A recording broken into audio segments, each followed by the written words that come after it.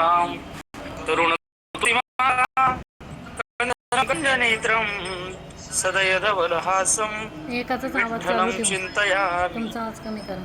संपाद्य ज्ञानं च विदाय भक्तिं विलोकितो येन समाधिराजः वैराग्यवन्तं सुविचारयुक्तं नमामि जोगं शिरसा गुणन्तं नमो ज्ञानेश्वरा नमो ज्ञानेश्वरा निवृत्ती उदारा सोपान देवा मुक्ताबाई नमो त्रिभुवन पावनी आद्यत्रय जननी देवाची श्रीमंत ज्ञानेश्वरी चिंतनात आपला दुसरा अध्याय चाललेला आहे आणि या दुसऱ्या अध्यायाच्या चिंतनात आपण अध्याय दुसरा आणि त्याच्यात 2 क्रमांकाच्या श्लोकातील 16व्या ओळीपर्यंतचं चिंतन आपण केलेलं आहे.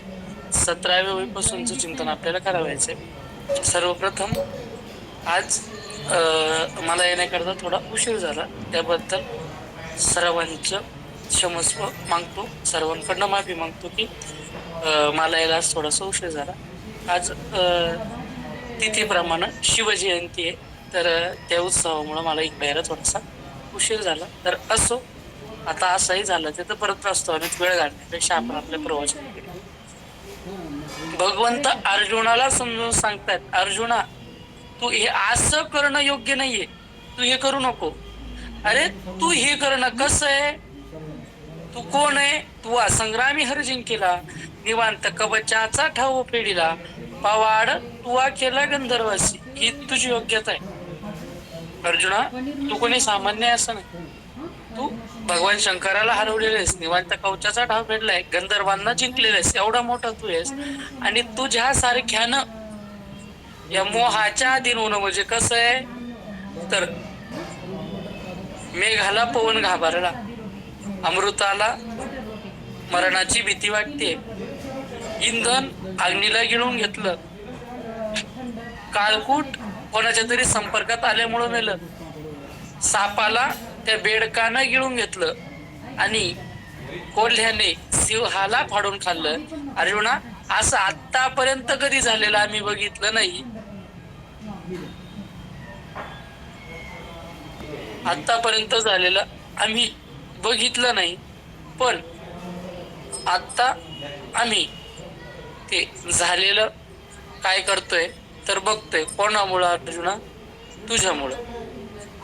तू असं का करतोय म्हणून अर्जुनाला समजून सांगत असताना भगवंत म्हणतात, मनोनी अजूनी अर्जुना जने चित्त देसी आहे ना, विही धीर करोनी मना सावध होई.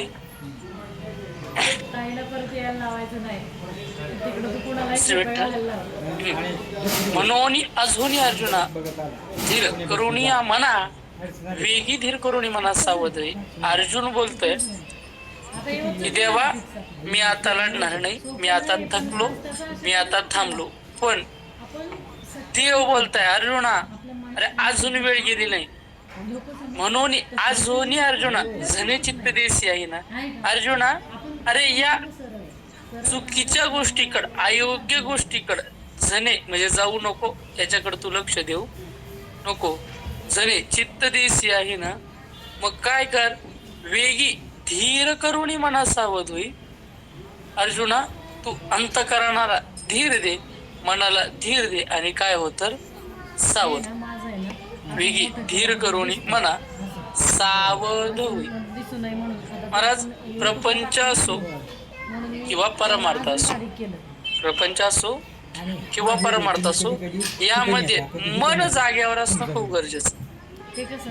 अर्जुनाला भगवंत जो उपदेश करताय, तर तू कोणाला सावर आणि सावध हो, तर भगवंत म्हणतात वेगी धीर करून मना सावध होई. धीर कर आणि मग सावध हो. पण धीर कोणाला करतात, मनाला धीर, मनाचा विषय. महाराज तुम्हाला आधी बोललो की आपली परिस्थिती काय याच्यावर परमार्थ अवलंबून नाही, आपली मनस्थिती काय याच्यावर परिस्थिती अवलंबून. आपलं अंतःकरण हे आपल्याला उद्धाराकडं किंवा अधोगतीकडे नेत असत. आपलं अंतःकरण, शास्त्र तर म्हणतं मन एव मनुष्यानां कारणम बंध मोक्ष यो. मन विषय असा आहे महाराज आजचं प्रवचन या मनावर केलं तरी पुरायचं मन इतकं मोठं. हे मन जर नसेल तर तुमचा व्यवहारही नीट होत नाही महाराज. भगवंतानं काय गोकुळाचा अवतार घेतला. गोकुळाचा अवतार घेतला. आता भगवंत अवतार का घेतात आपल्या सर्वांना कारण माहिती आहेत. मी सांगतो काय तर आज पण भगवंताच्या अवताराचा दिवस सांगतोय.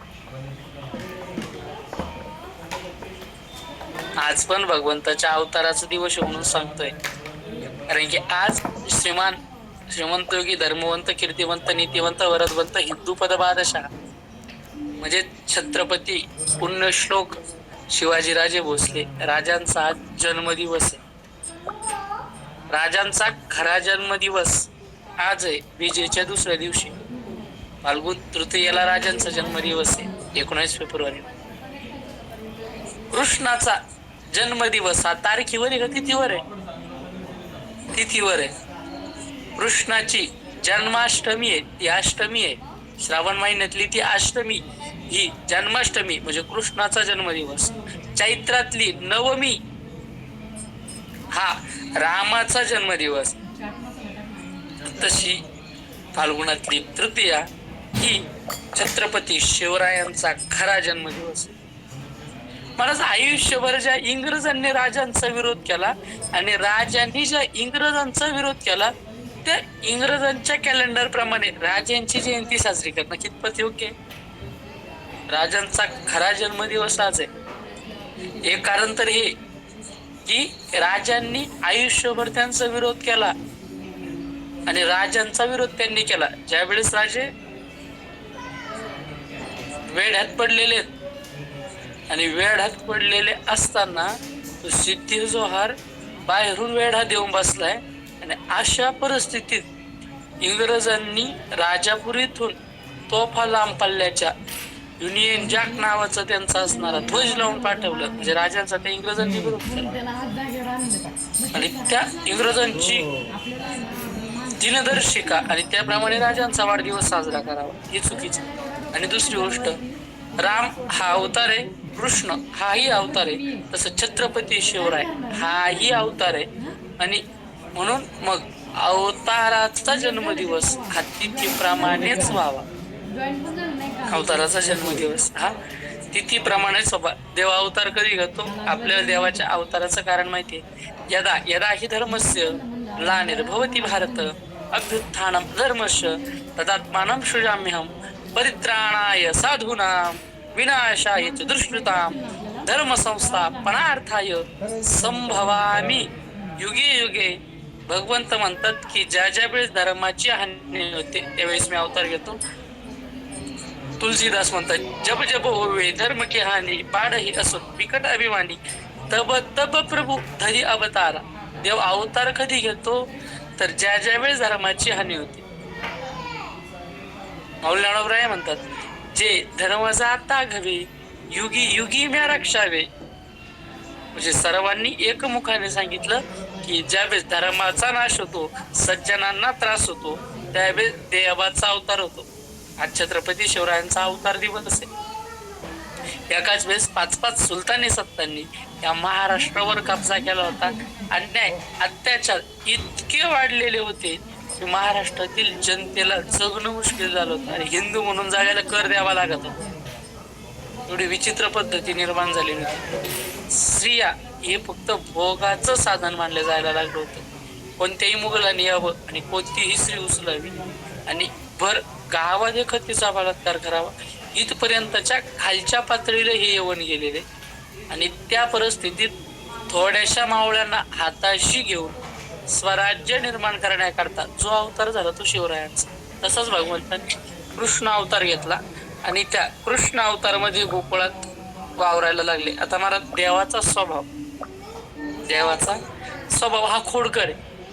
देवाचा स्वभाव हा खोडकर आहे आणि खोडकर असल्यामुळं तो काय करायचा तर जसा हळूहळू चालायला लागला तसा तो खोड्या करायला लागला. काय करायला लागला? खोड्या करायला लागला. आणि खोड्या करता करता जर त्याला एखाद्या गवळणीनं बघितलं तर तिचं मन हरण करून घ्यायचं. देवाचं एक नाव काय आहे? हरी. हरी शब्दाचा अर्थ होतो जो हरण करतो तो हरी. हरीने माझे हरिले चित्त भारवित्त विसरले, अशी गवळण म्हणते. आपला विषय चाललाय, मन जर जागेवर नसेल तर व्यवहार नीट होत नाही. त्याला खोड्याकडतानी बघून गवळणी आहे तशा डोक्यावर दह्या दुधाच्या तुपा लोण्याच्या घागरी घेऊन विकायला मथुरेला जायच्या. आणि मथुरेला जात असताना वाटेवर हजर भेटला. याला जर बघितलं तर महा त्यांचं मन वेधून घ्यायचा. त्यांचं मन तिथं राहत नव्हतं. आणि मग या त्या गोकुळातून मथुरेत गेलेल्या गवळणी तिथं मथुरेत जाऊन दही घ्या, दूध घ्या, तूप घ्या, लोणी घ्या असं म्हणायच्या ना. मग गोविंद घ्या कोणी, दामोदर घ्या गे का, तर मला लक्षच नाही ना आपण कशा करता आलो काय विकायला आलोय. त्या गोकुळात देवाने चित्त हरण केल्याचे एवढे प्रसंग आहेत. एक दिवशीचा प्रसंग. एक स्त्री गोकुळात वावरणारी सून आणि ती सूनबाई देवाकडे आली. देवाचं दर्शन घेतलं आणि आता घरी काम आहे म्हणून जावं लागणार म्हणून घरी आली. ही शरीराने आली पण मन कुठं राहिलं, देवाजवळच राहिलं. आता मला मन तिथं, ही घरी आली तर घरी आल्या हिनं काय बघितलं तर घरात सगळा पसारा पडलेला आहे. मुलगी रडते. सासूने सांगितलं, अगं बाई कधीची तुझी वाट पाहते, इथं सगळा पसारा पडलेला, एक काम कर, बरणी आहे ना ती बरणीवर शिंक्यावर ठेव आणि तुझी मुलगी ना जी हरणी, त्या हरणीला उचल आणि कडेवर घे. काय म्हटली ती सासू, अगं इथं खूप पसारा झालाय, ही खालची बरणी उचल आणि वर ठेव आणि तुझी जी मुलगी आहे हरणी तिला उचल, ती रडते, तिला शांत कर. त्या गवळणीचं चित्त काय जागेवर, आपल्या ऐकणाऱ्या गवळणीच आहे ना सगळ्यांचं. तर तिचं लक्ष काय जागेवर नव्हतं. तिनं केलं काय, हरणीला उचललं आणि शिंक्यावर ठेवून दिलं. हरणी शिंक्यावर आणि हिनं हातात ती बरणी घेतली आणि थापटायला चालू केलं. बाई ग रडू नको ग, बाई ग रडू नको रे माझ्या बाळा. कोणाला, बरणीला. हरणी उपर मला ती मोठमोठ्याने रडायला लागली. सासू पटकन आली आणि मोठ्याने गेली, अय काय चाललंय. म्हणे काय नाही, तुम्हीच तर सांगितलं हरणीला वर ठेवा म्हण, बरणी शांत कर, हेच करते. सासूने सांगितलं, कपाळ माझं, त्या नंदाच्या मुलानं यांना काय लावलं तर वेड लावलं. असंच एक दुसरी स्त्री त्या भगवंताचं दर्शन घेतलं आणि मला त्याचा स्वभाव आहे, त्याचा काय स्वभाव आहे, तो चोरतोच. त्यानं हृदय चोरून घेतलं, त्यानं अंतःकरण चोरून घेतलं, त्यानं मन चोरून घेतलं. आणि ती स्त्री घरी आली आणि घरी आल्या सासऱ्याने सांगितलं, सुनबाई तुमच्या नंदेला पाहण्याकरता पाहून येणार आहेत. आतापर्यंत 2-3 स्थळ येऊन गेलेले आहेत पण काही जमलं नाही. तुम्ही स्वयंपाक खूप छान बनवता म्हणून आज तुम्ही तुमच्या हातानं स्वयंपाक बनवा आणि तुमच्या हातचा विशेष तो शिरा बनवा, तो मला खूप आवडतो आणि मला विश्वास आहे की पाहुण्यांनाही तो शिरा खूप आवडेल. म्हणजे ठीक आहे बनवते. आणि स्वतःच्या पत्नी गपवून सांगितलं, हा तुम्ही फक्त हिच्या हाताखाली द्या आणि काय सामान लागत ते काढून द्या, कारण की तुमचं स्वयंपाकाची काय चव आहे आम्हाला वर्षभर खाऊन माहिती झाली आहे. तुम्ही बनवायच्या भानगडीत पडू नका, तिला काय हाताखाली लागत तेवढं द्या. ठीक आहे, मालकाने सांगितलं, सासऱ्याने सांगितलं, ते कामाला लागलं. आता इकडं पाहुणे आले, बसले, बोलणं चालणं झालं आणि सांगितलं, सुनबाई वाढावर ताट. तुम्हाला सुगरण होती, पटपट सर्व आवरलं होतं पण सगळं शरीराने आवरलेलं होतं. मन कुठं होतं, देवाजवळ. आपला विषयच तो चाललाय. मन जागेवर असेल तर काम होतं, मन नसेल तर काम होत. तर पटपट आवरलं, स्वयंपाक केला, एकदम सुंदर असा स्वयंपाक तयार झाला. ताट वाढले आणि सुनबाईनी ताट नेऊन ठेवले. आणि आता महिला वर्गाचा स्वभाव असतो की पहिली वाढ एकदा झाली, ताट भरून दिले की लगेचच्या लगेच 2-5 मिनिटं काही कोणी काही घेत नाही. मग तोपर्यंत या काय करता, स्वयंपाक खोलीत किचन वर गॅस जवळ चुल्याजवळ जेवढा काही पसार आहे हे काय करतात तर उचलून आवर सावर चालू करतात. ही तिथं आल्यानंतर हिनं साखरेची वरणी उचलून वर ठेवायला लागली. तेव्हा तिच्या लक्षात आलं की बाई आपण साखरेची बरणीच खाली घेतली नाही. मग शिऱ्यात काय टाकलं, मिठाची बरणी खाली होती. शिऱ्यात काय टाकलंय, मीठ. हिनं विचार केला की आता पटकन जावं आणि ताटातला शिरा आपण काढून घेऊ, जरी बसले नसतील तर. तोपर्यंत तिकडनं आवाज आला, ओम सहना भवतु सहनो भुनक्तु सह वीर्यं करवावहै तेजस्विनावधीतमस्तु मा विद्विषावहै पुंडलिका वरदहरी विठ्ठल. बाबा आता हिनं विचार केला की आता तर ताटातलंही काढता यायचं नाही. पण हिनं विचार केला की बाबा सासरे बसलेले नसतील तर पाहुणे काही बोलणार नाही की शिरा खारट आहे की आंबट आहे का तिखट आहे. फक्त सासरे बसलेले नसावं. हिनं त्या घराच्या कोनाड्यातून डोकून बघितलं तर पहिल्याच पंक्तीला आणि पहिल्याच जागेवर कोण बसलेलं होतं, सासरे. पण हिनं विचार केला देवा देवा देवा देवा आता काय होतंय. तिनं विचार केला 1-2 घास भाजी चपाती खाल्ली, बाकीचं खाल्लं, थोडस पोट भरल्यावर शिरेकडे गेले तर काही बोलणार नाही. पण सासऱ्याला हिच्या हातचा काय आवडत होता, शिरा. सासऱ्याचा हात जाऊन गेला त्या शिऱ्याकडं. जसा जसा हात खाली गेला तसं हिचं धक धक धक धक धक धक धक धक वाढायला लागला. देवा देवा देवा देवा देवा कृष्णा कृष्णा कृष्णा कृष्णा. हात वर आला, पहिला घास आत गेला आणि आवाज आला, सुनबाई. आता हिची धक धक धक धक धक धक धक धक वाटली. पण तिकडून आवाज आला, वा काय छान झालाय स्वयंपाक. मग तिनं विचार केला की देवानं वाचवलं. हा, देवानं वाचवलं हे ठीक आहे, पण काम बिघडलं का बरं होतं. मन जागेवर. महाराज बाकीच्यांचं काय सांगायचं, आपलं तरी जवळजवळ महिला वर्ग भरपूर आहे. तुम्हीच सांगा, स्वयंपाक करताना तुम्ही म्हणता की मला तव्याचा चटका बसला, इमानदारीत सांगा लक्ष होतं का नव्हतं. ज्या दिवशी तव्याचा चटका बसला त्या दिवशी एक तर तुम्ही भांडण तरी केलेलं राहता, इथे तुम्ही कोणाला तरी काहीतरी वाढव बोलेल तरी राहता, किंवा कोणती तरी गणगण तरी डोक्यात राहते, किंवा अति प्रसन्न तरी राहता. हा, म्हणजे लक्ष जागेवर राहत नाही. शरीराने तुम्ही तिथं राहता पण मन कोणाला तरी भेटायलाच गेलेलं राहील. कोणतं तरी पुढचं कामाचं नियोजनच लावित राहील. कोणतरी बोललेलं असेल, मला असं काबर बोललो म्हणून विचारच करत राहील. पण मन जागेवर नसलं की काम नीट होत नाही.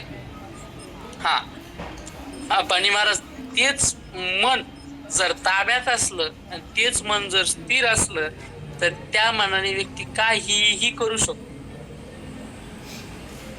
कोणतीच गोष्ट महाराज आपण करू शकत नाही असं नाही, फक्त ठरवलं कोणी पाहिजे आधी.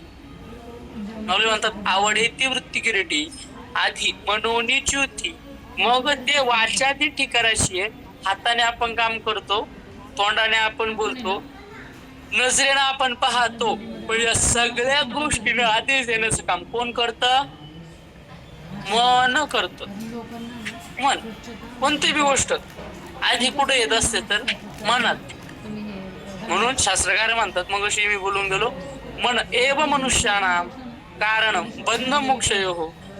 शास्त्रकार म्हणतात मनच हे मनुष्याच्या बंधालाही कारण आहे आणि मनच हे मनुष्याच्या मोक्षालाही कारण आहे.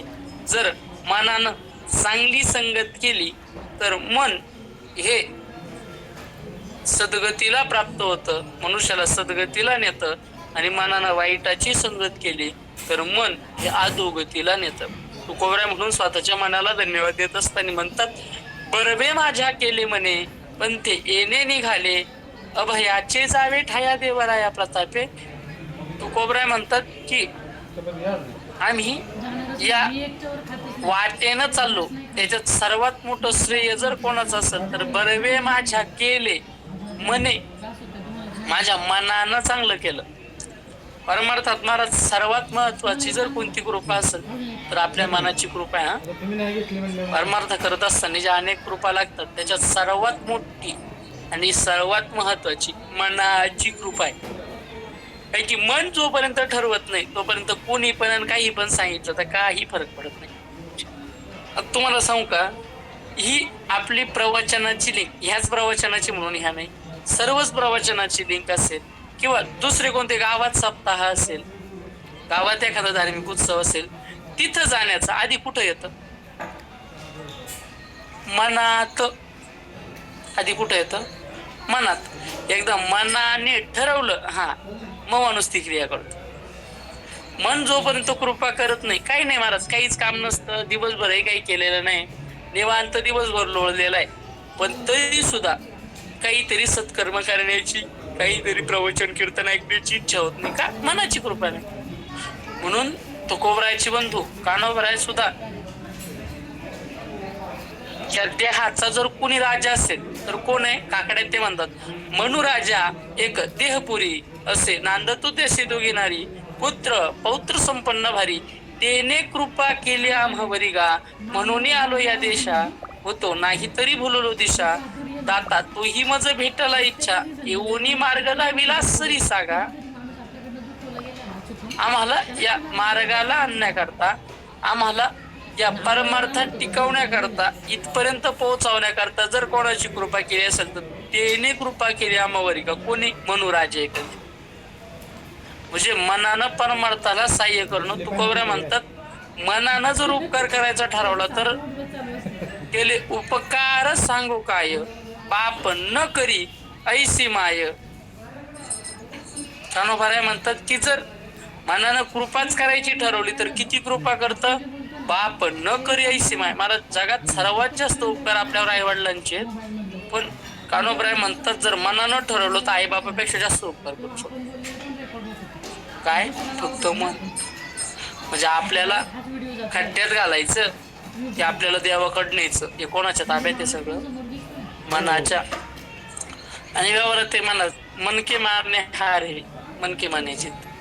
जर मनाने मानलं ना मी हारलोय, मग तुम्हाला जगात कोणीच जिंकू शकत नाही. आणि एकदा जर मनाने ठरवलं की मी जिंकणार, मग तुम्हाला कोणीच हरवू शकत. तुमच्या मनाची मानसिकतेवर डिपेंड आहे. परिस्थिती कशी आहे याच्यावर काहीच अवलंबून नाही, तुमची मनस्थिती कशी आहे याच्यावर अवलंबून.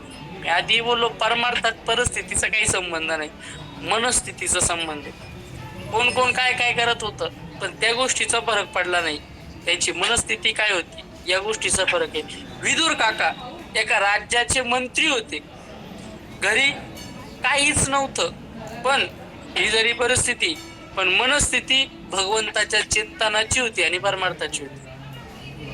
भक्त प्रल्हाद दैत्याच्या कुळात जन्माला आला, ही परिस्थिती होती, पण भगवंताचं नामस्मरण करणं ही त्याची मनस्थिती होती.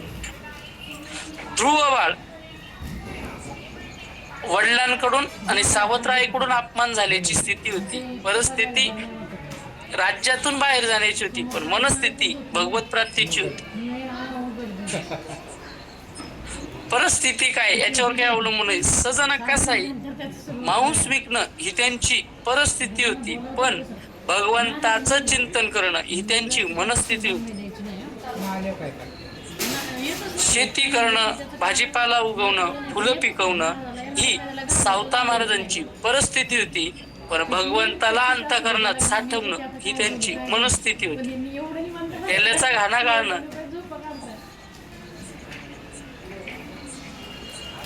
ही संताजी जनगाडे महाराजांची परिस्थिती होती, पण तुकोबरायांवर श्रद्धा ही त्यांची मनस्थिती होती. तुम्ही परिस्थितीत कोणच्या याचा काही फरक पडत नाही, तुमची मनस्थिती काय याच्यावर सगळं अवलंबून. महाराज आपल्यावर आपण म्हणतो प्रतिकूल परिस्थिती आहे, महाराज परमार्थ करायला वेळ भेटत नाही, आमची त्या मालपाची परिस्थिती नाही. महाराज यांच्यापेक्षा बिकट परिस्थिती तर नसेल ना. काले खान, रस खान यवन कुळात जन्माला आले, मुस्लिम कुळात जन्माला आले, अख्ख्या कुळाचा आणि त्यावेळेस असणाऱ्या मुघल राजांचा विरोध झाला, पण तरी देखील त्याला न जुमानता भगवंताचं चिंतन केलं. तेवढी तर प्रतिकूल परिस्थिती आपल्यावर नाही. अजून तर काही सरकारने असा नियम काढला नाही की देवाचं नाव घेऊ नका. घरचे प्रतिकूल आहेत, घरचे अनुकूल मला नाहीत, घरच्यांचा मला सपोर्ट नाही. मला प्रल्हाद इतका विरोध तर कोणाचा नसेल ना घरात. किती काय असून असला तर प्रल्हाद इतका तर नसेल. बट आमचं वय जास्त झालंय म्हणून परमार्थ करू शकत नाही. मला आई साहेब शबरी माता काय परिस्थिती होती, काय शरीरात प्राण उरले होते, पण तरी भजन चालूच होतं. तुम्ही कोणत्या वयात आहे याचीही आवश्यकता नाही, तुम्ही कोणत्या धर्मात आहे याचीही काही घेणं देणं नाही, तुम्ही स्त्री की पुरुष आहे याचीही काही घेणं देणं नाही. फक्त तुमची मनस्थिती भगवत अर्पण असली तर देव तुम्हाला भेटतो. मनस्थितीवर सगळं अवलंबून आहे. मलाच व्यवहारातही ज्याला खुश राहायचं ना त्यांनी फक्त एवढं लक्षात ठेवायचं, आपल्या मनस्थितीवर आपलं सुख किंवा दुःख अवलंबून. काय की अपेक्षा तर काय आपल्या कधी संपणार नाही. जो पायी पायी चाललाय बिना चप्पलाचा त्याला वाटतंय मला चप्पल भेटायची. जो चप्पल घालून पायी पायी चाललाय त्याला वाटतं मला सायकल भेटायची. सायकलवर चालणाऱ्याला वाटतच असतं मला गाडी भेटावी दुचाकी. दुचाकीला वाटतं एखादी सेकंड का व्हायना पण गाडी असावी. सेकंड का व्हायना गाडी घेतल्यानंतर वाटतं मोठी गाडी असावी, नवीन गाडी असावी. नवीन गाडी घेतली की वाटतं आता ही थोडी 10-12 लाखाची 20-25 लाखाची 4 एअरबॅग वाली असावी. अपेक्षा संपत नाही आणि माणूस दुःखी होत जातो. मग सुखी राहायचं तर काय करायचं, काही नाही. 4 चाकीवाल्यानं मोठ्या 4 चाकीवाल्याकडे न पाहता, ज्याच्याकडे 4 चाकीच नाही, ज्याच्याकडे दुचाकी आहे त्यांना दुचाकीवाल्याकडे पाहायचं. परिस्थिती तर काही तुमची बदलत नाही ना. परिस्थितीत तर तुमच्या जवळ 4 चाकीच गाडी आहे, दुसरं काहीच नाही. फक्त वर पाहिलं तर दुःख होईल, पण खाली पाहिलं तर बाबा चला ना त्याच्याकडे 2 चाकीच आहे, पण देवाच्या कृपेनं आपल्याजवळ 4 चाकी आहे. जुनी का असाना पण 4 चाकी आहे, अशी मनस्थिती झाली तर दुःख होणार. ज्याजवळ 2 चाकी आहे त्यानं 4 चाकीची नाही अपेक्षा करायची. भविष्यात ज्यावेळेस मिळेल त्यावेळेस मिळवायची, पण आज दुःखी नाही व्हायचं. त्यानं सायकलवाल्याकडे बघायचं, रे बाबा याच्या नशिबात अजून सायकलच आहे, दुचाकी सुद्धा नाही. आपल्या नशिबात तरी दुचाकी आहे, आपण भाग्यवान आहे. ही मनस्थितीवर अवलंबून आहे. काय झालं, एक कीर्तनकार नाशिकला कीर्तन केलं. खासदाराच्या घरी ते कीर्तन होतं. खासदाराच्या आईच्या पुण्यतिथीनिमित्त ते कीर्तन होतं. ते कीर्तन झालं. कीर्तनकारांनी सांगितलं की मला मुंबईला जायचंय. खासदाराने सांगितलं ठीक आहे महाराज, माझी गाडी आहे, त्या गाडीत बसून जा. 40 लाखाच्या गाडीत महाराजांना बसवलं पुढच्या सीटवर. महाराज आयटीत बसून त्या 40 लाखाच्या गाडीत बसून गेले. पण जात असताना त्यांना नाशिक मध्येच लक्षात आलं की गाडीनं गेलो तर मुंबई पोहोचण्याकरता खूप वेळ लागेल. त्यापेक्षा एक काम करा दादा, मला समोर रेल्वे स्टेशनवर उतरून दे, कासाऱ्याच्या रेल्वे स्टेशनवर उतरून दे. तिथून मला मुंबई जाण्याकरता लोकल आहेत, मी लोकलने निघून जातो, वेळ वाचेल. त्याने सांगितलं ठीक आहे महाराज. आता गाडीत 40 लाखाच्या गाडीत आहे, खासदाराची गाडी आहे, दिव्याची गाडी आहे.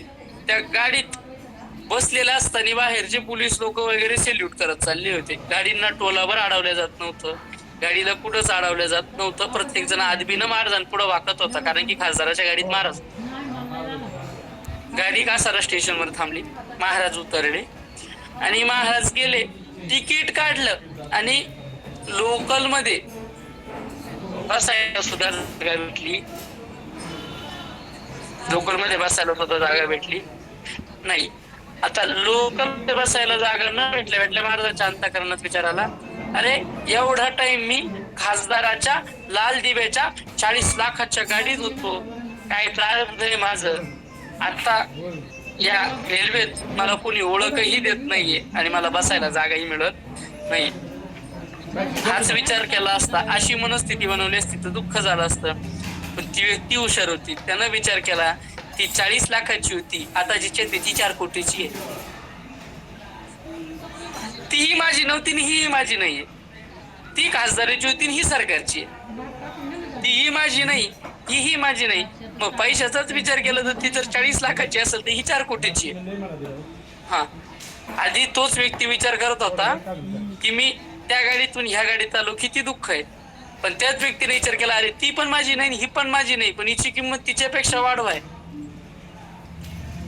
काजी या मनाची एकनिकी. हा वा, कोणी उभी दिली ते काय मला पाहता नाही आलं. पण ज्यांनी कोणी उभी दिली धन्यवाद. तर आपला विषय चाललाय मनस्थिती अवलंबून. आता तुम्ही म्हणाल महाराज पण मग ती मनस्थिती बनवायची कशी, तर त्याचं उत्तर माऊली ज्ञानोबरांनी दिलेलं आहे. आणि तेच उत्तर आता साधनाताईंनी दिलं की कोणी दिलं मला ते लक्षात नाही आलं, पण दिलं. काजे मनाची एक निके, वंदनाताईंनी, ठीक आहे धन्यवाद. तर काजे मनाची एक निके जे देखील या गोडीच्या ठेई सुखे, म्हणून अनुभव सुखची कौतुके दैवित जायचे. ज्यावेळेस अर्जुनाने भगवंताला प्रश्न विचारला की देवा चंचलम ही मन कृष्ण प्रमाथी बलभद्रुडम तस्याहम निग्रहम मन्य वायुरीव सदुष्करम. देवा अरे मन आवरण्याकरता खूप अवघड आहे. तुम्ही म्हणता मनस्थिती अशी बनवा, प्रसन्न राहाल मनस्थिती तशी बनवा, परमार्थ घडेल मनस्थिती अशी ठेवा. गप्पा मारणं सोपं आहे. तू ओवरायच्या भाषेत जर बोलायचं झालं तर बोलता वाटे सोपे, करणी करिता तीर कापे, अशी परिस्थिती. बोलायला काय जातंय महाराज, वैराग्याच्या गोष्टी बोलायला काय जातंय. पैसा काय कामाचं नाही, पैसा अनिश्चित आहे, अनर्थ आहे, हाय तो बोलायला काय. बोलायला कोणी काही बोलू शकतं. पिणारा माणूसही सांगू शकतो बाबा दारू पिणे चांगलं नाहीये, त्याला काय. बोलायला कुणीही काही सांगू शकतो. जो दुसऱ्यांचे मुडके छाटतो तोही म्हणतो की प्रत्येकाशी प्रेमाने वागावं, त्याच्यात काय. बोलण्याकरता कुणीही काही बोलू शकतो. देवा अरे तू म्हणतोय मन आहे असं आहे तसं आहे, मन लागलं की लगेच होऊन जाईल. पण चंचल ही मन कृष्ण, देवा मन चंचल आहे, ते हातात लवकर येत नाही. तुकोबराय म्हणतात बहुत चंचलच पळ जाता येता न लगे वेळ. तुकोबराय मनाचं वर्णन करताना म्हणतात मन जायला यायला वेळ लागत नाही. हा, स्त्रिया ज्याच्या त्याच्या माहेरी जाऊन या आणि पुरुष वर्ग ज्याच्या त्याच्या सासरी जाऊन आले घर पाहून. किती वेळ लागला, किती वेळ, एक क्षण, एक सेकंद, एक मिनिट सुद्धा लागत नाही जाऊन यायला. का मन अतिशय चंचल आहे. आणि महाराज कोणतं तरी एकच विषय आठवत बसा असं कधीच होत नाही. तुम्ही एक विषय आठवूच शकत नाही. आठवायला लागले की त्याच्यात दुसरा आठवतो, परत त्याच्यात दुसरा आठवतो, परत त्याच्यात दुसरा आठवतो. आणि असं असताना आम्ही आमची मनस्थिती कशी काय सांभाळायची. तर मग त्यावेळेस भगवंतांनी दिलेलं उत्तर आहे असंशयम महाबाहु मनोदुर निग्रहम चरम अभ्यासेन तू कौंतेय वैराग्येन चिगृह्यते. अर्जुना तू म्हणतोय ना मन चंचल आहे, मन चपळ आहे, ते आवरण्यास कठीण आहे, ते 100% खरं आहे अर्जुना. पण अभ्यासाने आणि वैराग्याच्या ताकदीने त्याला आवरणं शक्य आहे. आणि त्याच भगवंताच्या बोलण्याचा अनुवाद माऊली ज्ञानोबरांनी केला, जी ओवी वंदनाताईंनी आपल्याला सांगितली. काजे मनाची एकनिकी जे दिखलिया गुढीच्या ठाई सोके, म्हणून अनुभव सुखची कौतुके दावीत जायचे.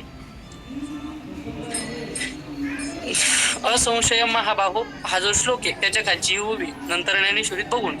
तर मनाची एक निके, या मनाचं एक चांगलं आहे म्हणे, मनाचा एक चांगला स्वभाव आहे. काय कोणी किती वाईट असला तरी या खांदा त्याचा 100% चांगला स्वभाव राहतो.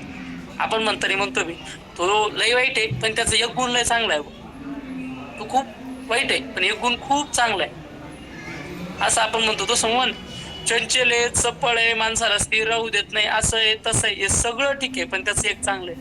का ती खिलिया गुढीच्या ठेस होती. महाराज त्याला एकदा ज्याच्यात आनंद यायला लागला का, त्याला ज्याच्यात आनंद यायला लागला ते त्याच्यात रमतो महाराज. दिखलिया गुढीच्या ठेस होके, एकदा का त्याला प्रवचन ऐकण्यात आनंद यायला लागला का ते 9 वाजता काही एका काम असा ना ते म्हणता आपण नंतर करू पण प्रवचन ऐकू. महाराज आम्हाला देवाच्या संतांच्या कृपेने भरपूर ठिकाणी फिरण्याचा योग होतो. त्या परिसरात राहणारे काही भाविक मंडळी असेल की ते कीर्तन ऐकण्याकरता फक्त लक्षात आलंय, माहिती झालंय की दादाचं कीर्तन आहे, तर दिवसभरचे कितीही श्रम झालेले असू किंवा कुठूनही प्रवास करून यायचा असू, तेवढ्या 15-20 किलोमीटरच्या अंतरात जर कीर्तन असेल तर संपर्क साधून त्या ठिकाणी येणार म्हणजे येणार. का देखलिया गुढीच्या टाईल्सोके, त्यांना त्या बोलण्याची गोडी लागलेली, त्यांना त्या गोष्टीची सवय लागली. महाराज कोणती बी गोष्ट देखलिया गुढीच्या ठाईसोके. एखाद्याला जर मोबाईल पाहण्यात गोडी लागलेली आहे ना तर महाराज मन त्याला सारखं तेच करायला लावणार. एखाद्याला जर व्यसन करण्यात गोडी लागलेली ना, तर ते मन त्याला सारखं सारखं तेच करायला लावणार. एकदा की त्याला ज्याच्यात सुख मिळालं ते तेच करायला लावणार. म्हणून माऊली म्हणतात, अनुभव सुखची कौतुके दावीत जायचे. याला अनुभव सुखच याला दाखवायचं. म्हणजे भगवंताच्या अनुभवाचं सुख याला दे. एकदा का याला भगवंताच्या अनुभवाचं सुख भेटलं किंवा हा सारखं सारखं मला तेच पाहिजे, मला तेच पाहिजे अशी प्रार्थना करते. खुश राहण्याकरता दुसरे काही नाही महाराज. एकदम व्यावहारिक आणि साधा सोपा विचार सांगतो. खाली पाहायला शिक. परमार्थात वर पाहायचं आणि व्यवहारात खाली पाहायचं. एकदम सोपा नियम, एकदम सोपा. तुम्ही जर पत्र्याच्या घरात राहता ना, तर तुम्ही सापवाले का पाहायचंच नाही. ज्याचं अजून कुडाच आहे त्याच्याकडे बघायचं की बाबा याच्या जवळ तर अजून पत्रा पण आला नाही. देवाच्या कृपेने आपल्याकडे पत्र आहे, भरपूर झालं, काय अडचण नाही. आपल्याला जर महिन्याला 21,000 मिळत असतील, 10,000 वाले का पाहिजे, 51,000 वाले का नाही पाहिजे. बाबा त्याला 10,000 भेटतात, आपल्याला 21 भेटतात, भरपूर झाले देवाच्या कृपेने, काय हरकत. आपल्याला 10 एकर जमीन आहे ना, 20 एकर वाले का नाही पाहिजे, 5 एकर वाले का किंवा 2 एकर वाले का पाहिजे. की देवाच्या कृपेने आपल्याला 10 एकर आहे, त्याला 2च एकर आहे. ही 200 एकर वाले का पाहिलं दुःख होईल. बाबा त्याला 200 ना आपल्याला 20च आहे, आपल्याला 10च आहे, दुःख होईल. दुःख होईल असं म्हणत काही जाणायचं नाही. कारण की मनाने मानल्यावर दुःख आहे कोणत्याही गोष्टीत. तुम्ही मला सांगा, आपलं मन ज्याला आपलं मानतं ते गेल्यावर दुःख होतं का कोणी बी गेल्यावर दुःख होतं? रोज काय माणसं जात नाही का? रोज माणसं जात नाही. मृत्यू लोक आहे. हा इथं जो येतो तो जातोच. हा पण तो जाणारा आपल्या मनाशी संबंधित असला तर आपल्याला दुःख होतं. तो व्यक्ती संबंधित असला तर दुःख होतं. हे गेले 3-4 महिन्यापासून प्रवचन करतोय, तुमच्या संबंधात आलोय, तुमच्या मनात आलोय, तुमच्या मनाशी संबंधित झालो म्हणून माझ्या बरा वाईटाने तुमच्यावर परिणाम पडेल. अन्यथा जर ओळख झालीच नसती, हा कोणाचं तरी काहीतरी झालं, मनाला काही फरक पडला नसता. हा पण आता पडू शकतो का? तर मनानं आपलं मानलं, मन कारणीभूत आहे त्या गोष्टीला.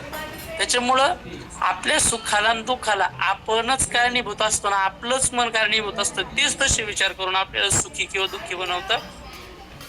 आणि महाराज परमार्थात तर मन खूप महत्वाचं आहे. परमार्थाची साधना, क्रिया काय करताय याला काहीच महत्व नाही. तुमचं मन काय विचार करतं हे महत्वाचं आहे. प्रवचन करताय पण प्रवचन करत असताना ते प्रवचन जर समोरच्यांनी मला मानावं किंवा माझं प्रवचन ऐकून मला कथा किंवा कीर्तनांच्या तारखी द्याव्या या उद्देशानं जर करत असेल तर तो परमार्थ नाहीये. तोंडाने परमार्थाच बोलतोय, तोंडाने ज्ञानेश्वरी सांगतोय, पण अपेक्षा समाजाच्या पैशांची, अपेक्षा समाजाच्या मानाची किंवा अपेक्षा समाजाकडून मिळणाऱ्या तारखांची असेल तर त्याला परमार्थ म्हणता येत नाही. का? मनात वाईट आहे. मी प्रवचन ऐकलं म्हणजे मी प्रवचन ऐकतो बुवा, मी प्रवचन ऐकतो बुवा हे दाखवण्याकरता जर प्रवचन ऐकत असेल तर प्रवचन ऐकणं परमार्थ आहे. पण असं अंतःकरणात आल्यामुळं मन त्याला परमार्थ होईल. मनात काय याच्यावर परमार्थ किंवा संसार करत असतो. क्रिया काय याच्यावर परमार्थ किंवा संसार करत नाही. शरीराने संपूर्ण क्रिया व्यवहाराची, पण मनाने परमार्थ आहे तर तुमची क्रिया परमार्थ होईल. पण तुमच्या शरीराने परमार्थ चालू आहे पण मनाने परमार्थ नाही, मनाने संसार चाललाय तर तुमची क्रिया कितीही परमार्थिक असली तरी तो संसार आहे. तुम्ही देवाची पूजा करताय पण मनात जर संसार असेल तर देवाची पूजा नाही, तो संसार आहे. आणि तुम्ही शेतीचं काम करताय किंवा स्त्री आहे तर स्वयंपाक करते पण अंतःकरणात देवाच्या नामस्मरणाची धार चाललेली आहे तर तुम्ही करणारी प्रत्येक क्रिया परमार्थ आहे. तुमच्या मनावर अवलंबून आहे तुमचं मन काय करतं. मला संपूर्ण संत मालिका बघा, तुकोबराय म्हणतात, ऐसे जागवितो मना सरीसे जनासहित. तुकोबराय म्हणतात आम्ही उपदेश करतो. आम्ही काय करतो? उपदेश करतो, लोकांना समजून सांगतो. पण लोकांना समजून सांगण्याच्या आधी आम्ही काय करतो? ऐसे जागवितो मना, आधी स्वतःच्या मनाला महाराज अंतर्मुख होऊन. आजच्या प्रवचनातून एवढंच लक्षात ठेवा की आपल्या सुखदुःखालाही कारण मन आहे आपल्याला गुंतून पाडायला संसारात कारण मनच आहे. आपल्याला रडावं लागतं मनामुळं, आपण हसतो मनामुळं. आपल्याला देव मन मिळवून देऊ शकतो आणि आपल्याला नरकातही मनच घालू शकतो. जे काही करायचं ते मनच करत. मनाच्या सर्व शक्ती आहेत, मनाच्या सर्व चाली आहेत महाराज. ज्यानं मन ताब्यात घेतलं आणि ज्यानं मन देवाकडे लावलं तर देव निश्चित मिळतो. माऊलींचाच ग्रंथ आणि आहे त्याची बरं का? ऊर्ध्वगती होते, तो अधोगतीला जात नाही. ज्याने देवाकडे मन लावलं. ज्ञानेश्वरी आहे ना, भगवंत स्वतः म्हणतात मयी एव मन आधस्व मयी बुद्धी निवेशय निवसिष्यसि मयी एव. माझ्याकडे नव्हतं ना. अजून भगवंत म्हणतात की मन आणि बुद्धी माझ्या ठिकाणी अर्पित केलं तर मग तू मला प्राप्त होशील, याच्यात काही संशय नाही. पंचीकरण मन झालंय म्हणा. हा, पण तेच मन जर वाईट संगतीला गेलं तर तेच मन अधोगतीला नेतं आणि तेच मन चांगल्याच्या संगतीत गेलं तर तेच मन उद्धार करतं. मन हे तुमची पुढची गती ठरवत असतं. शरीराने तुम्ही काही करा, शरीराने कुठंही असा महाराज, पण मन चित्त, त्यालाच कुठं चित्त म्हटलंय, कुठं त्याला अंतःकरण म्हटलंय, कुठं त्याला मन म्हटलंय. देह असो माझा भलतीये ठाई चित्त तुझे पायी असो द्यावे. चित्त म्हणजे मन. देवा शरीराने करते व्यवहाराचे काम आहे, ज्याच्या त्याच्या मागे जो तो करतोय. आता आपले कॅमेरे बंद आहेत म्हणजे आपण प्रवचन ऐकण्याची खूप इच्छा आहे, पण व्यवहाराची काम आपल्याला करावे लागते. नाविलाज आहे, करावं लागणार आहे, ती कर्तव्य. मौलाना उमरांनी तर स्पष्ट सांगितलेलं आहे की परिसपा सव्यसाची मूर्तीला हुनी देहाची खंती करती कर्माची ते गावंडे का. मनुष्य देह मिळाला आणि कर्म करत नाही किंवा कर्माचा कंटाळा करतात तर ते गावंडीत, ते मूर्ख आहेत. कर्माचा कंटाळा करायचा नाही, कर्म करायचंच आहे. कर्माला कुठेही सुटका द्यायची नाही. फक्त मन जागेवर ठेवून मनाने परमार्थ करायचा प्रयत्न करा. संसार सुखाचा करायचा असेल तर संसारात खाली पा आणि परमार्थात बाबा तो रोजचे 2 प्रवचन ऐकतो, मग मीही 3 ऐकेल. आपल्याच्यानं एकच होतं राव, आपण किती गरीब आहे. तो रोजचं 10,000 नामस्मरण करतो, बाबू आपण 2,000 करतो रे देवा, माझ्याकडूनही तो 10 करतो, तो निदान 10 तरी झालं पाहिजे. परमार्थात वर पाहायला शिका. त्यानं गावातल्या सप्त्यात 1 दिवसाची पंगत दिली, तेव्हा अरे मी कोणतीच देत नाही पंगत, निदान नाश्ता का ना मी दिला पाहिजे. देवा अरे ते किती संतांची सेवा करतात, माझ्याच्यानं नाही जास्त, ते एका संताची ना सेवा झाली पाहिजे. ते महिन्यातून 4 कीर्तन ऐकता, अरे ते 4 ऐकता, मी एकच ऐकतो, माझ्याकडून निदान 2-3 तरी ऐकणं झालेच पाहिजे. म्हणजे परमार्थात वर पाहायचं, म्हणजे आपल्यापेक्षा जो जास्त करतो त्याच्याकडे बघायचं आणि संसारात जो आपल्यापेक्षा कमी आहे त्याच्याकडे पाहायचं, म्हणजे माणूस सुखी राहत. परमार्थात प्रगती करता वर पाहायचं आणि संसारात सुख मिळण्याकरता खाली पाहायचं. आधी मी भरपूर वेळा बोललोय, कमवू नका या मताचं मी बिलकुल नाहीये. बिनधास कमवा, जोडून या धन उत्तम व्यवहारी, एवढी न्यायनीती ठेवा. बिनधास जेवढं कमावतील तेवढं कमवा, पण सुखी राहायचं असेल तर वर पाहायचं नाही. कमवायचे भरपूर, पण पाहायचं ज्याच्याकडे कमी त्याच्यात. तुमचा आज पत्रा आहे ना, तर तुमचा 4 मजली होते, चांगले बांधा, पण तो 4 मजली झाला, 8 मजलीवाले का नका पाहू, झोपडीकडे पहा की त्याच्या नशिबात आजही झोपडी आहे आणि आपण झोपडीतून 4 मजल्यात. 2 मिनिटं मनाला आनंद थांबायचं होईल. का? नाही पण आता संपलं. राश अपेक्षा वाढवून ठेवलेल्या ना, 4 नाही 400 ही मजली बांधली तरी वरच पाहायची सवय लागन. त्याच्यामुळं संसारात खाली पाहायला शिका आणि व्यवहारात वर पाहायला, खालीच पाहायला शिका आणि परमार्थात वर पाहायला शिका. का तर हे मनस्थितीवर सुख दुःख अवलंबून आहे. म्हणून भगवंत त्या अर्जुना म्हणतात, म्हणून आजहुनी अर्जुना झने दिस चित्त दिस हिना. अर्जुना या हिना या अयोग्य गोष्टीला चित्त देऊ नको, वेगी धीर करून मना सावध होई. लवकरात लवकर मनाला धीर दे आणि सावध हो. पुंडलिकावर दे. विठ्ठल श्री ज्ञानदेव तुकाराम पंढरीनाथ भगवान की जय. माऊली ज्ञानेश्वर महाराज की जय. श्रीमंत श्री जगद्गुरु तुकाराम महाराज की जय. सद्गुरु जोग महाराज की जय. आता विश्वात्मके देवे येणे वाग्यज्ञ तोषावे, दोषो निमज द्यावे पसाय दान हे. जे खळांची व्यंकटी सांडो, दया सत्कर मिरती वाढो. भूता परस्परे पडो, मैत्रजवांचे दुरितांचे तिमिर जावो.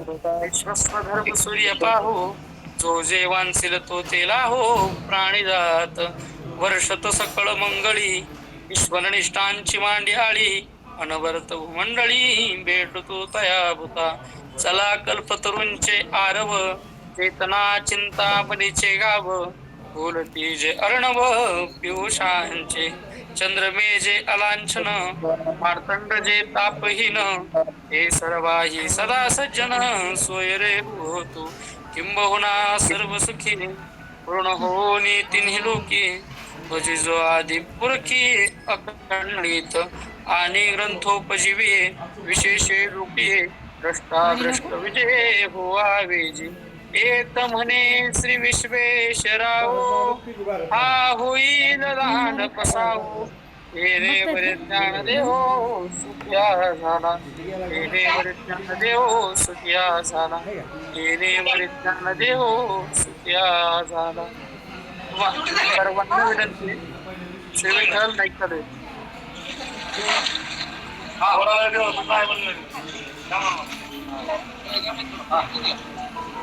श्री विठ्ठल. तर आज काही जास्त चिंतन घडलं नाही.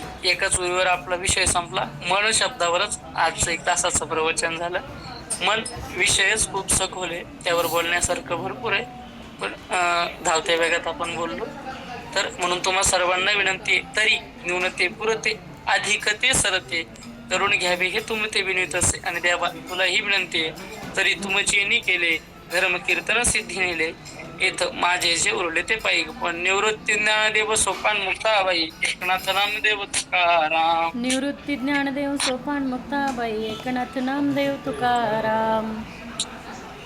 निवृत्ती ज्ञानदेव सोपान मुक्ताबाई एकनाथ नामदेव तुकाराम. निवृत्ती ज्ञानदेव सोपान मुक्ताबाई एकनाथ नामदेव तुकाराम.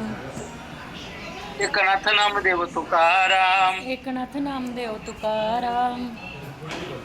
एकनाथ नामदेव तुकाराम. एकनाथ नामदेव तुकाराम. निवृत्ती ज्ञानदेव सोपान मुक्ताबाई एकनाथ नामदेव तुकाराम. निवृत्ती ज्ञानदेव सोपान मुक्ताबाई एकनाथ नामदेव तुकाराम. पुंडलिका हरी विठ्ठल श्री ज्ञानदेव तुकाराम. पंढरीनाथ भगवान की जय. माऊली ज्ञानेश्वर महाराज की जय. जगद्गुरु तुकाराम महाराज की जय. रामकृष्ण हरी महाराज.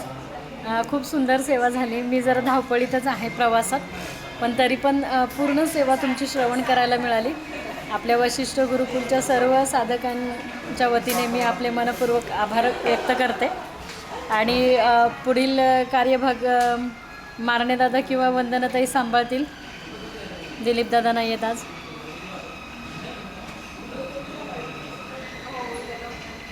धन्यवाद ताई. रामकृष्ण हरी महाराज. मनाच्या संकल्पनेवर छान निरूपण केलं तुम्ही. मनावरती जेवढं बोलाल तेवढं कमीच आहे. खरं मन कुठे लावायचं संतांची संगती मनोमार्ग गती. मनाला गती जर द्यायची असेल तर ती संतांची संगती लागते, तर ते योग्य मार्गाला जाऊ शकतात. आणि आपला हा उपक्रम त्याच पद्धतीने चालू आहे, ज्योतिताईंनी चालू केलेला. सगळ्यांच्या मनाला 9 ते 10 इतकी ओढ लागलेली असते, बरोबर मन आपोआप त्या मोबाईलकडे वळतं नव्हतं. कधी कधी काही कारणाने उशीर होतो काही काहींना, पण छान सेवा झाली आज तुमची. धन्यवाद. मन आता दिंडीकडे वळवा म्हणावं. दिंडीला नंबर मिळालेला आहे, आपल्या दिंडीला नंबर मिळालेला आहे. सगळ्यांनी मन दिंडीकडे वळवा. डिक्लेअर केलाय नंबर मी ग्रुपवर. दिंडीला नंबर मिळालेला आहे. सकाळी 6 वाजेपासून देऊच्या रस्त्याला लागले होते मी, अजून घरी पोचले नाही. संस्थांची मीटिंग होती, आपल्याला दिंडी क्रमांक मिळालेला आहे.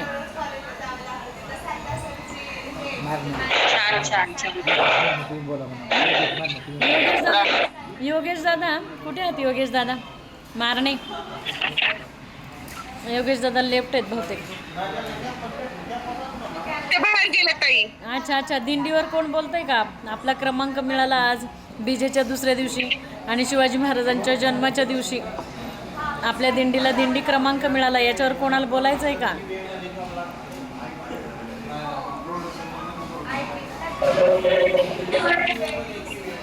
खूप खूप धन्यवाद ताई. आजच नंबर मिळाला, पहिला नंबर मिळालेला पण तर म्हणजे सगळ्या साधकांतर्फे पहिल्यांदा तुमचं अभिनंदन. कारण आपल्याला इतक्या महत्वाच्या दिवशी हा नंबर मिळाला आणि तिथे हा नंबर मिळाला म्हणजे खरंच आपलं सगळ्यांचंच हे म्हणावं लागेल, त्याच्यात साधकांचं पण आणि तुमचा सगळ्यात त्याच्यात मोठा वाटा आहे. आता ह्या दिंडीच्या ह्याच्यात सगळ्यांनी थोडस सहभाग जास्त दर्शवावा अशी मी अपेक्षा करते. आणि जय जय रामकृष्ण. तुमच्याकडच्या सगळ्या महिला तुम्ही गोळा करायच्या, प्रत्येकाने आपापल्या भागातल्या महिला गोळा करायच्या बरं का दिंडीला. आपल्या कमी लोक नाही पडली पाहिजेत. चालेल चालेल, मी आता बाहेर आहे. कुणाला बोलायचं असेल काय तर सांगा, नाही तर आपण थांबूया. शरद महाराज बोलतायत का? बोला बोला बोला. 150 लोकांचा आकडा सांगितलेला आहे आपण दिंडीमध्ये. हां. ऑफिस मध्ये 150 लोक सांगितलेले आहेत. हो हो. तर 150 पेक्षा जास्त झाले पाहिजे आपल्या दिंडीमध्ये.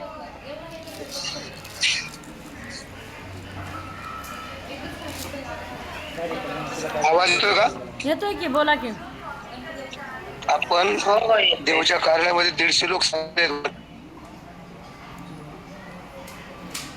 150 पेक्षा जास्त झाली पाहिजे. प्रत्येकाने 10 लोकांनी होय, प्रत्येकाने 10 लोक आणली तरी होऊन जाते. प्रत्येकाने येताना 10 लोक कंपल्सरी घेऊन यायचं दिंडीमध्ये.